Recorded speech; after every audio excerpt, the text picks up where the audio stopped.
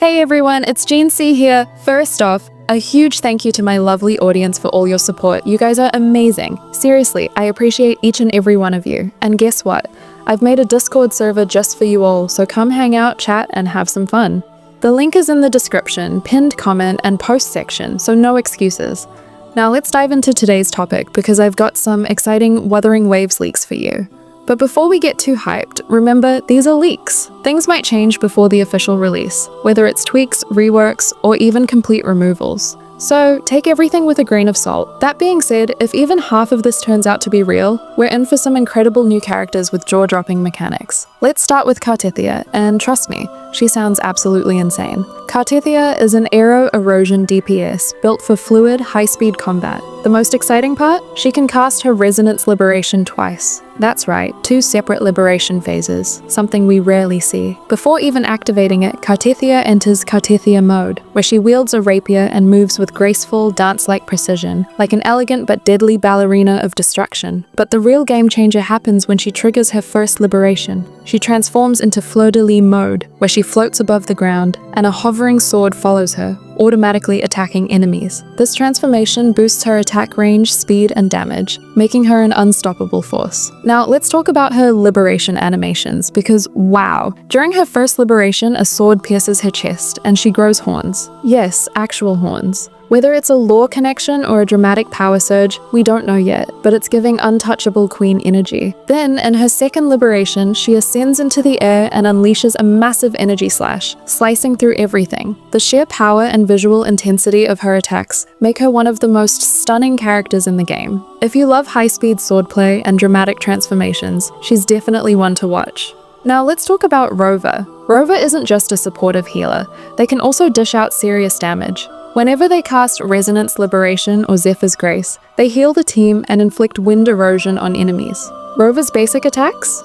Up to 4 consecutive AERO strikes, with the third hit throwing their sword at enemies. Nothing too flashy, but their resonance skill is where things get spicy. This skill has 2 casts. Azure Rupture makes Rover leap into the air, slashing enemies below. Skyward Severance is a follow-up attack that converts negative statuses into AERO erosion, making them even deadlier. For example, Phoebe can apply Spectral Frazzle, and AERO Rover can then convert it into AERO erosion using their skill, potentially setting up some crazy team synergies. Now for their liberation, this is where Rover really shines. Upon activation, they summon Shuai, dealing massive AERO damage and healing the entire team. If you follow up with basic attacks after using Azure Rupture, Intro Skill, or the heavy attack Strangling Breath, it triggers Zephyr's Grace, which not only deals AERO damage but restores HP as well. When Rover's Forte bar is full, Azure Rupture upgrades to Ephemeral form, allowing them to perform 2 powerful consecutive strikes, each consuming 60 points of special energy.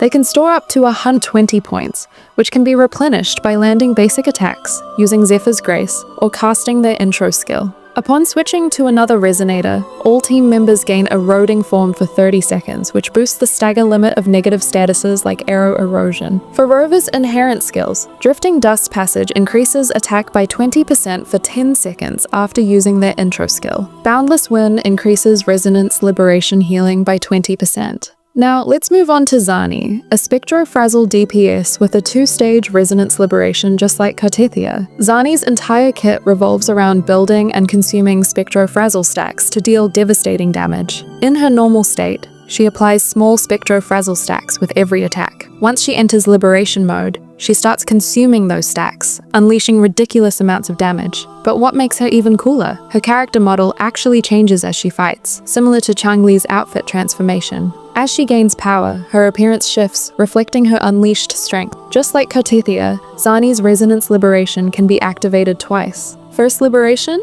She loosens her tie, a small detail, but it oozes personality. It's like she's finally letting loose, ready to go all out. Second liberation, she leaps into the air and slams down with full force, dealing a final explosive burst of damage by consuming all her Spectro-Frazzle stacks. One of the coolest details about Zani's gameplay is how her movement changes before and after liberation. Before liberation, she moves slowly, like she's holding back.